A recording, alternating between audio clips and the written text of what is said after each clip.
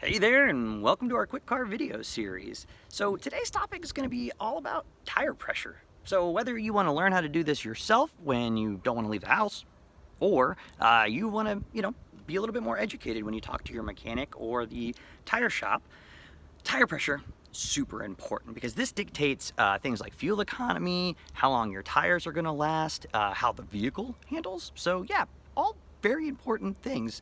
So every car is going to be different and your tires are going to be set at a different place. One of the common problems we see is that tire places tend to set tires at exactly the same level no matter what car it is or what the settings are. Just about every car that comes into our shop has the tire pressure incorrect, especially if they just had new tires put on. So this is really, really important and something that is constantly missed in our industry.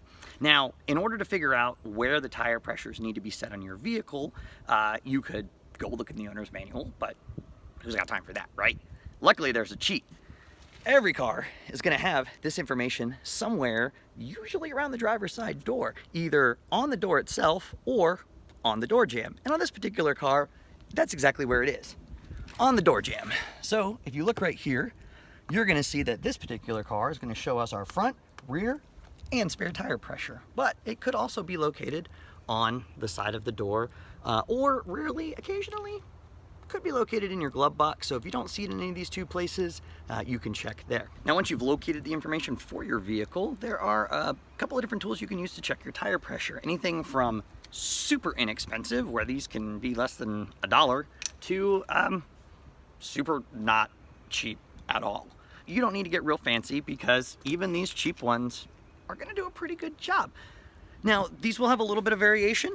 I noticed these were within 1 psi different of each other. So the tire that I checked, this one said it was at 28, this one was at 26, and this one 27. So it's normal to be off by 1 or 2 psi. That is not a huge red flag. You just want to make sure it's pretty close. Now, one thing you do not want to do, go off of this reading right here on the tire. This is very common and a lot of people mess this up. This one says 51 psi, which is the maximum that this tire is safely rated for, not what this vehicle has been designed for.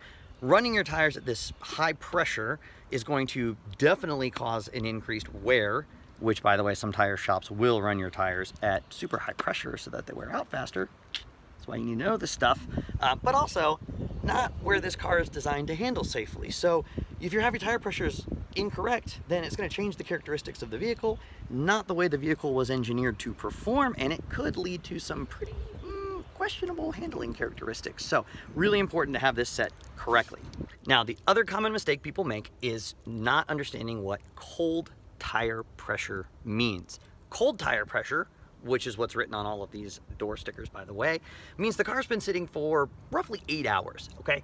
These tires are at room temperature. Basically, they have not warmed up at all. If that is the case, then you set your tire pressure to exactly what is written on the door sticker. Now, this tire has been sitting out in the sun all day, so this tire is actually 1 pound per square inch higher than cold tire pressure. Now, if I had just driven this car for 20 or 30 minutes, I'm actually going to see tire pressures about 4 psi higher. So if you check your tire pressure by driving up to a gas station and going to the little air pump there, you want to add 4 psi to what is ever written on that sticker.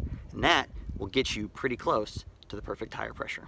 Tire pressure is going to change roughly 1 pound per square inch for every 10 degrees. So as the weather changes, it's normal for tires to fluctuate a little bit. That's typical. It's also normal for you to lose maybe 1 to 2 pounds per square inch every month or so, just as the oxygen diffuses through the rubber, which is kind of neat.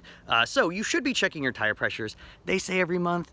Most people don't do it every month, but you should be doing it, every roughly 3 months or so, or whenever you're getting your oil change. That's really, really important to not let this go because it will affect how fast your tires wear out. It will affect handling of the vehicle and a whole lot of other things, fuel economy. So make sure that you check it every single time.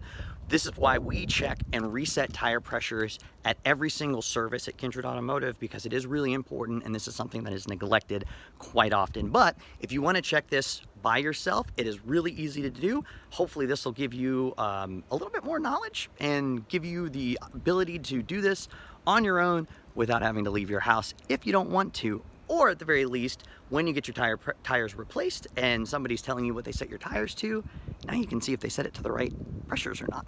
And you can find out, if you ask them questions, do they know more than you? Hopefully that's helpful. Hopefully you like these short video series.